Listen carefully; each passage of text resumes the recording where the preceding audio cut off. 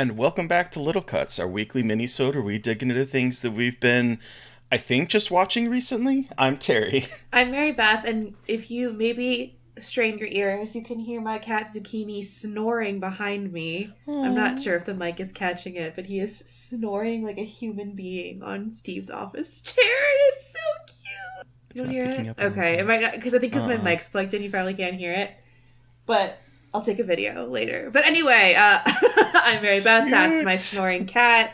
And this week we are talking about Killer Santas, a scary green monster, a luxury hotel, reality TV trash, and military school. And military school. Oh, boy. Boy. So I guess let's start with Killer Santas. Yeah. I just, before we do talk about the one that we just watched, I did go see Violent Night. This last weekend as well. I thought it was a lot of fun. I completely agree with you. The middle section was a little drawn out. I'm like, I had fun the entire time. I was just like, okay, this premise is simple. We don't really need anything more. They probably could have cut out about 20 minutes and it would have been perfect. Yep. It's overcomplicated, but it's still fun. Like, regardless. But it's a lot of fun. I highly recommend it. David Harbour is so fucking hot. It's at the top, not in the gray hair. Girl. The little bit of bang. Ugh. Viking daddy me. I don't think that made sense, but I got it. Like, in my heart. Viking daddy me. In my heart, I understand, like, the sentiment. So, yeah. I get it. And just, like, I know that we might be talking more about this movie, but and speaking of Killer Santas, I just want to shout out Christmas, Bloody Christmas, which I believe is, as of the publication of this, it is on Shudder. Again, there might be more on this later, but I just wanted to shout it out because it's really fucking fun. Oh, that's what I was planning on talking about. Oh, with cool. Killer Santas. Okay, sorry. I totally kept your shit. I'm so sorry. That was so rude of me. I'm so sorry. No. I got really excited about Christmas, Bloody Christmas. I know. That's what I really wanted to talk about it. That's why I was like Santas, because there's two. Reading comprehension is not, like, at its highest right now, apparently. Girl, it's been a week, and it's the end of the year, and I'm just like, I feel like I just shut my brain off. I feel like that's what's happening right now. I can't even begin to explain to you me working. Like, I'm doing... I shouldn't be saying it. I'm doing the bare ass minimum at this point. Like, and that's a lot. Like, that's still a lot. Like, I think my bare ass minimum is probably more because I'm insane, but, like, I'm so tired. This has been such a wild year. Like, the past few years have just been so exhausting. Anyway. Yeah. So, Joe Begos' film, though. Merry Christmas. Yes, Joe Begos' new film, Christmas, Bloody Christmas. Another Killer Santa movie, but this time Santa is basically the Terminator. Yes. He is a killer robot, and he just decimates a small, snowy town on Christmas Eve. And it is absolutely gnarly. I also love the dialogue in the beginning. I think something that stands out to me in that movie is, like, there's a lot of really interesting dialogue between characters before things get, like, fucked up. And I think more than any other Begos film I've seen, which is just Bliss, so, like, very small sample size, You haven't seen VFW? No, I didn't want to watch it. That's fine. That's fair. I really like how he wrote his characters in this. I feel like he gave them a little bit more empathy. Like, I loved Bliss, but she sucked, like, her character. And I think that was... she does. Like, she's the worst. And I know that's the point, but here, he really hits, like, an emotional balance of, like, yeah, they're, like, kind of dirtbags, but they're also really sweet dirtbags. And, like, I think that was really not expected going into a movie about, like, a robot killer Santa. I was not expecting, like, those tender of relationships, which makes what happens, like, in the back half of the movie even more fucking upsetting. Yeah, I agree. And Riley Dandy playing Tori, the main character, she is someone I was watching this with my roommate, and I was like, she is the girl that I would have been obsessed with in high school. Like, I would have been like, I would have followed her around like a puppy dog, being like, I just love you. I want to, like, steal some of your hipster cool rock punk nature give it. Like, she just is, like, so natural in this movie in a way. Like, she's so cool and confident and just, like, you don't see a lot of female characters like this that are both, like, really cool and confident and also not seen as bitches. Like, she has a little bit of an edge. Own her sexuality, too. She owns her sexuality. She's got a little bit of edge to her, but she's very honest and not portrayed in, like, a weird negative light of, like, she's bossy. Like, she's just so cool. Yeah, she's really cool. I you know, it's surprising because I really like the way he writes his female leads, at least particularly in Bliss. Like, she's an asshole. Yes, absolutely. Yes, there's like not a lot of empathy for the character in Bliss, but she was interesting and she was a character that we don't see a lot. It allowed her to be a problematic, kind of horrible character that I don't think we get to see a whole lot of. Oh, yeah. And so then I see this character and I was like, I see shades of that kind of attitude, but it's more toned down and it's more realistic and natural. And I don't know, I really dug her character. Even like, before the Santa starts coming through and murdering everybody. Well, it's like weirdly tender in a way that I was completely unexpecting. Because again, like, the subject matter is ridiculous, but I also think because this Santa is so relentless, like, it's not as cheesy as it could be. Like, it's actually pretty horrifying. I don't know, this movie surprised the hell out of me. Like, I did not expect a lot from it. I knew it would be fun, but, like, it really is really well written. Yeah, I was impressed with it. I was also just impressed with the scope of it, because it feels really epic for a movie that I'm sure has a low budget. Like, just, there's explosions and there's cars and just, I don't know. I was expecting it to be more smaller scope. Yeah. But it still has that big kind of indie but heart of like an action Terminator movie, and I love that.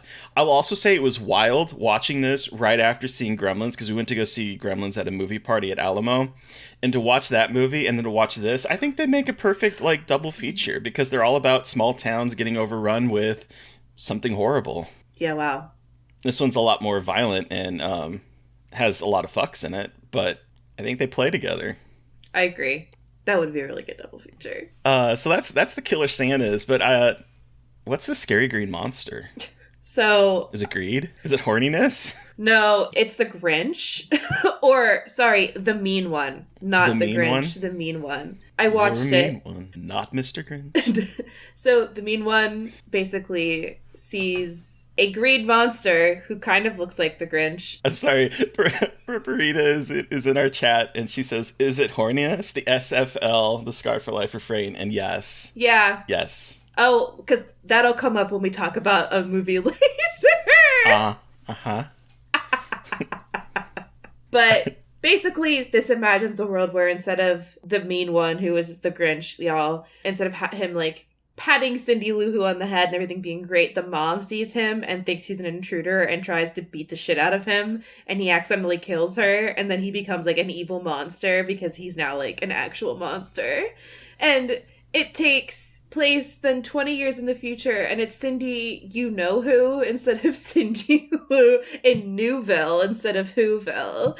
And he comes back. Oink, oink, nudge, nudge. And he comes back and just starts massacring everybody. And, you know, I had to talk about it because it's like not like viral thing, and I was very curious about it. It's fine. David Howard Thornton, who plays Art the Clown, plays the mean one, and he's incredible, of course. Like, regardless of the movie's quality, he is really good. All the blood is CGI, so take that as you will. But, like, it's a fun movie to, like, get drunk with your friends watching. It's like a jokey movie almost. Like, it's like, okay, it's the Grinch as like an evil killer monster who has like a dinosaur like screech for some fucking reason. Like, it's not good. It's not like great, but it's fun. It's like, it's kind of like mindless fun. Take with that what you will. Yeah, it's not really gonna like open up any avenues of like thought for anybody, but it's not deep, but you know. I like the look of the Grinch. He looks great. The mean one. The mean one. I mean, like, there's an incredible sequence where he massacres a bunch of drunk Santas from SantaCon, and it's, like, in a diner, and it's pretty great. Okay. So, like, there's some interesting set pieces. So, you know. So, yeah, that's the mean one. I just wanted to bring... I know, like, people were it's going around. So it's something. What is this about a luxury hotel? Okay, so The White Lotus season 2 is playing oh my right god, now. I need to start. And I was obsessed with the first season, and I was really excited to see the second season because I think the cast looked really good. I mean, Aubrey Plaza is in it. Mm-hmm. Jennifer Coolidge returns.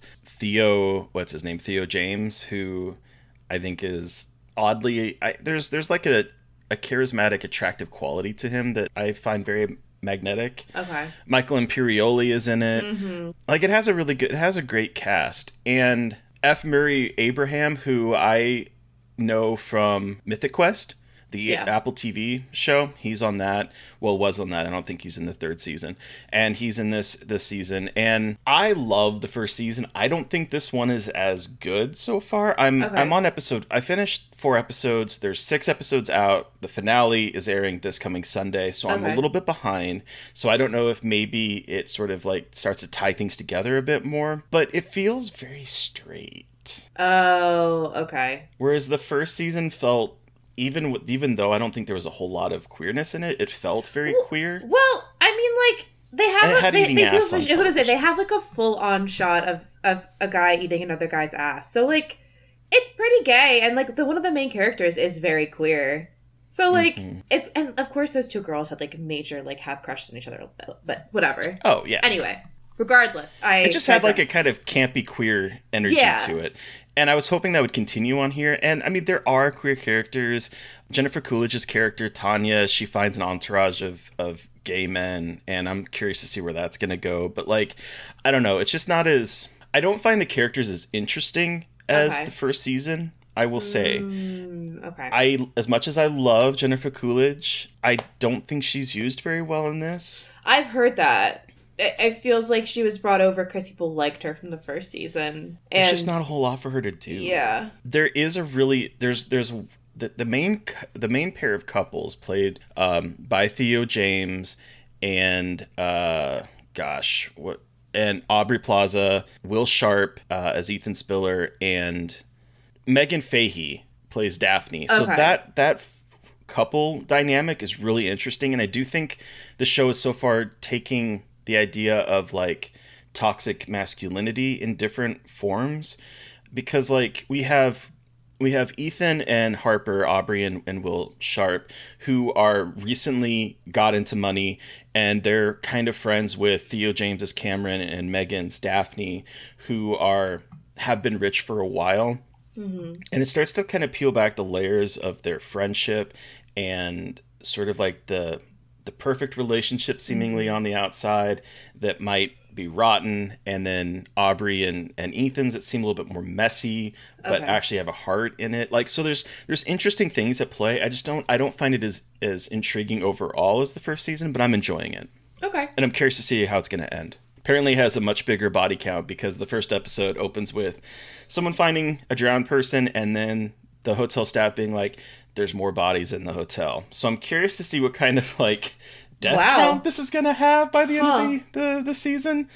But yeah, it's entertaining. I recommend it if you were fans of the first one. Just don't expect it to be, I don't think, as narratively rich. Okay. I'm excited to watch it. I have been meaning to start watching it and then just dropping the ball. So I'm excited to start it. Yeah. I waited so long, and then I just started binging it last weekend, and I need to finish getting caught up because I am enjoying it. That's how I watched the first season. I watched it in like 2 days. So I need to I'm trying to find time to be able to do that when I don't have 60 other things I have to watch. Right. Well, and this is actually a good time too, if you have the time, because the final episode airs on Sunday. So it's this is the perfect time to go into binge mode if people are able to. But speaking of things that having a lot of time to watch and spending it on questionable things, maybe. What is this reality TV trash? I have started. Is it Love is Blind? It is. I have started my Love is Blind journey. It's not horror, but it is kind of like horror. It's like dystopian horror. My best friend here was we hung out on Sunday, and she was we got McDonald's and and she's like, do you want to watch Love is Blind? Because Steve doesn't want to watch it because he doesn't want to, obviously. And I went to start it, but she's like, we have to start it today. We watched 5 episodes. We spent entire Sunday watching this show. This is the most... Have you watched it? No. Is it... It is... Is this one where, like, they don't see each other? Okay. This shit is fucking insane. So, it's split into men and women. It's not gay at all. Uh-huh. Boo. Yeah. That's part of the reason why I didn't watch it. Yeah. Yeah. And so... It's so aggressively heterosexual. It's incredible. But so they're split up and they have pods and they never, like you said, they never see each other. They talk to each other and they get to know each other and they never see each other and they have to, like, by the end of it, you can, like, propose to somebody and they can say yes, and then when they say yes, you revealed what they look like. It is the craziest shit on this planet. And I'm obsessed with it because it is so fucking Terry, the things I have seen on this television program are scarier than anything I've ever watched. A woman drinks wine out of the same glass that she shares with her dog because her dog loves wine, apparently. Like, it is... Like, white women are a disease. Like, we need to... We are a problem. That is troubling for 2 reasons. Like, at first I was like, this is troubling. And then I was like, wait, wine and dogs, that is also troubling. Like, yeah. That is like a twofer. Yeah. And so they talk about, like, oh yeah, when we were back in the pods, like, when we couldn't see each other.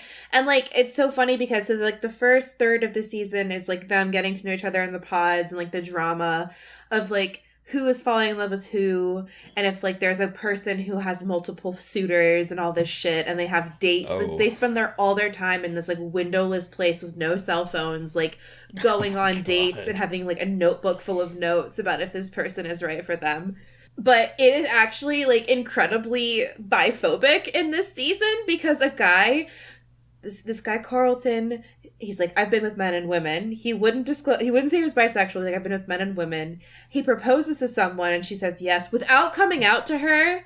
And then she finds out, and it is so bad. It is so bad. It's the craziest shit I've ever seen. Yeah, that's how I've been spending some of my time watching absolutely dystopian nightmare reality television. That is dystopia.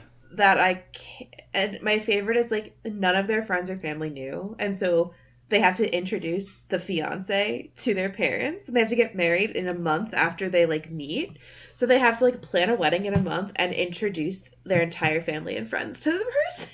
And they move in with each other in, like, a neutral apartment that's, like, rented for them by production, and, like, they leave their homes to, like, live together for, like, 3 weeks in a fucking random apartment. It's dystopian. It is absolutely bananagrams. Does not compute. I think you just broke my brain. Yeah. I did not realize that was the rest of it. I thought it was literally just we'll meet and then we'll see if we want to have a date after we've had these long conversations. I did not realize that it goes through. No, you have to get married at the end of it.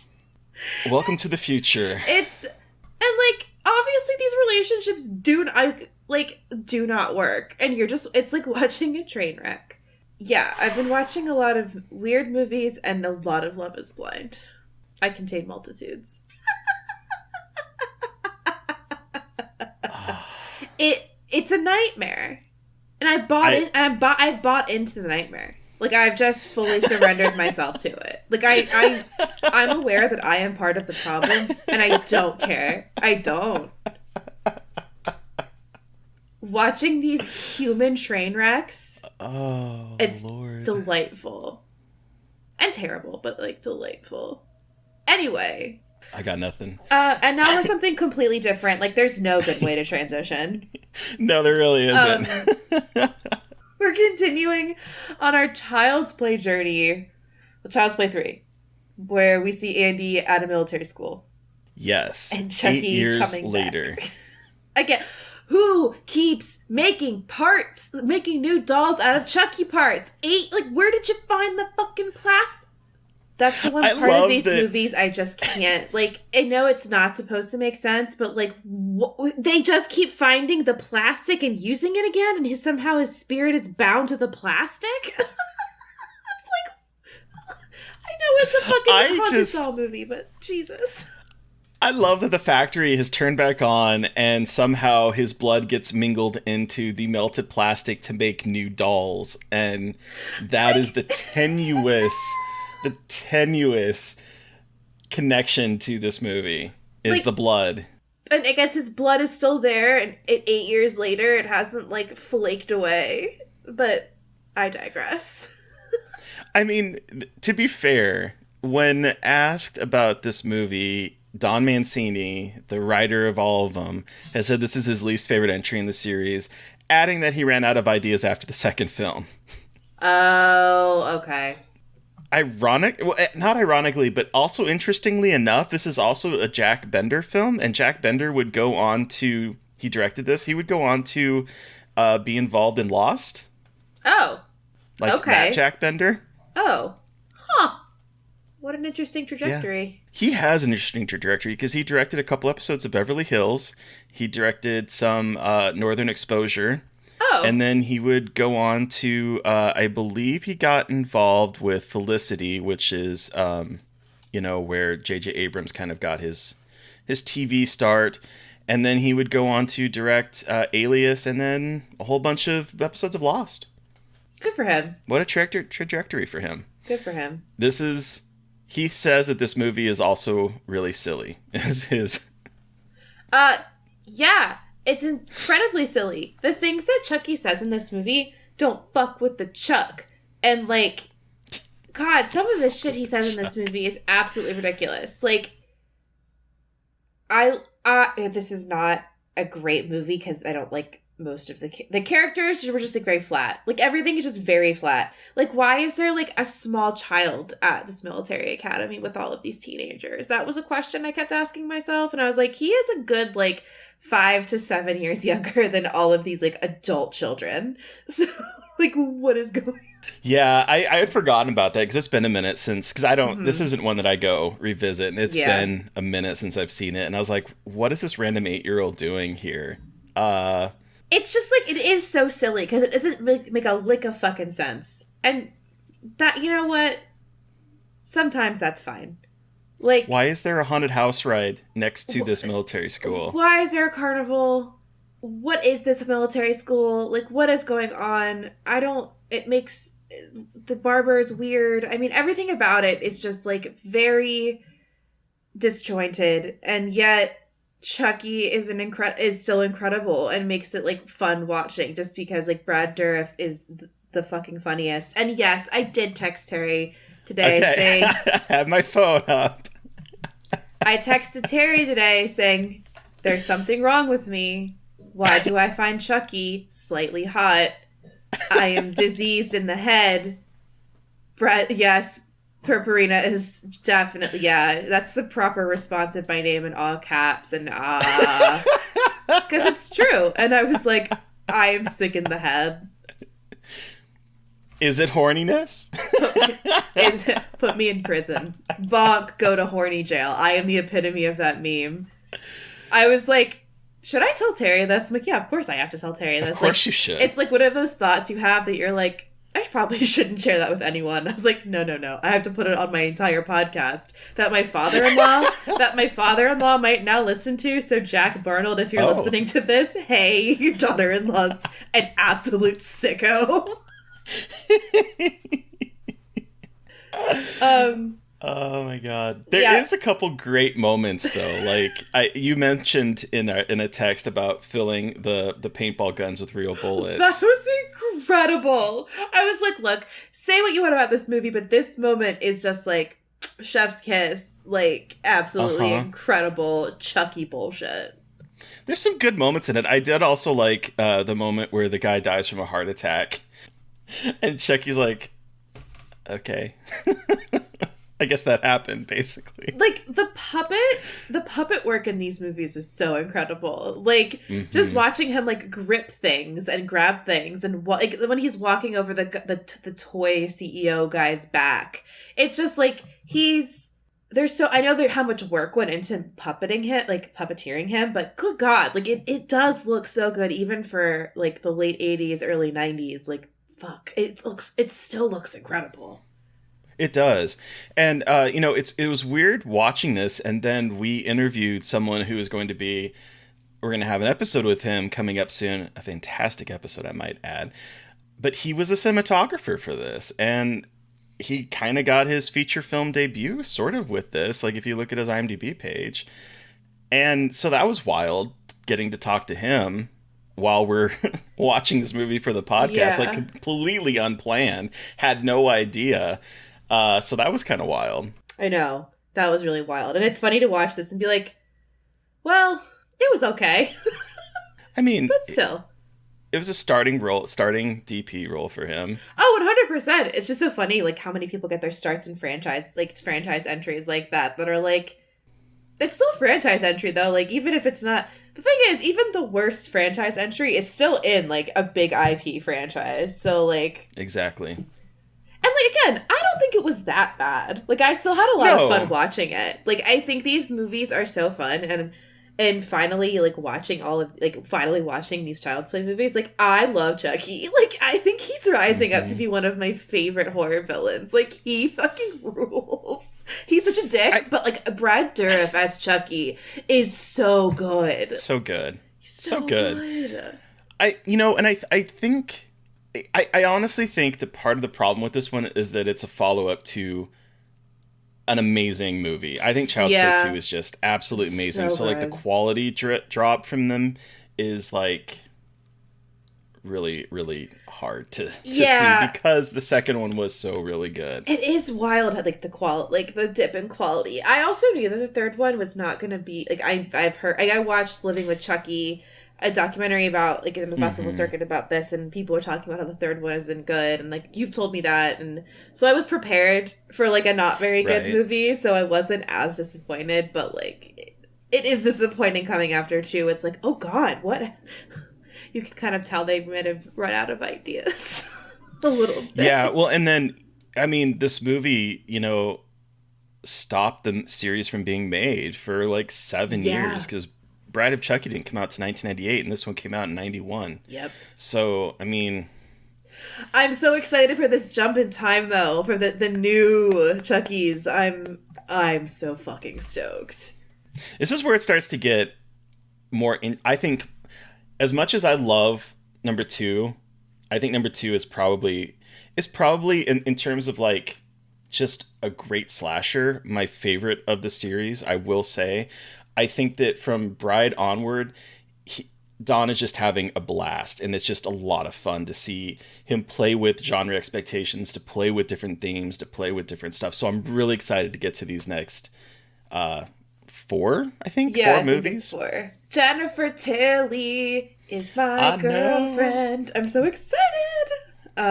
Next week, y'all are talking about Bride of Chucky and are continuing our Child's Play series. I'm having a great time. I'm so glad we're doing this, mostly for my own selfish... It's fun. Again, fun for you, fun for me. And it's nice to watch something and just be like, it's good to get filled in on the horror empty spots that you have. So, and I will say, like, I think maybe we'll approach this as we get to the end of this franchise, but I will say, rewatching it, I think as a whole, this is probably the most solid of the horror franchises. I was going to say, like, again, as much as I'm a Fredhead, I think in terms of quality... That's what I've heard. Again, I have to reserve judgment until I watch. That's the feeling. And look, there's just... Some of the Freddies are really... The quality is not good, but they're so fun. But, ooh, Freddy goes some places. But, who are we talking to on Monday? Uncertain? So there's going to be an episode. Don't worry. There is an episode planned for Monday. But what we originally were planning for Monday might happen, might not, because we don't know yet. So we will be posting on Patreon the moment that we know. We'll know probably tomorrow. Yeah. Which episode is going to post on Monday. But until then... It's a little up in the air right now, so it'll be a surprise for everybody, including us. But keep an eye on our Patreon for updates, and if you're not a patron, why not? please and thank you. We love you. Thank you for supporting us. So, listeners, you have heard from us. We want to hear from you. Did you watch something that we watched this week and have thoughts? Do you have suggestions for things for us to cover? Send us an email at scarredforlifepodcast@gmail.com or reach out to us directly on Twitter. I'm at MB McAndrews. And I'm at Gaily Dreadful. And of course, don't forget to follow the podcast on Twitter at Scarred Podcast. And please don't forget to review, rate, subscribe, and why not join us on Patreon, where we just launched December's Fresh Wound episode on Soft and Quiet. Probably the most why do I keep wanting to say diverse and it's not? What most divisive, that's the word, divisive movie that I think has come out this year. And we have 2 hours of episodes for it. Fuck me. We have 2 hours of content. So just fucking fuck. Patreon, do it. Love you. Mwah. Thank you to Eric Bauer for artwork. Thank you to Sean Keller for music. Thank you everyone for listening. Please stay safe out there, but most importantly, stay creepy. And if you've seen my brain, send it my way. Goodbye. I'm done.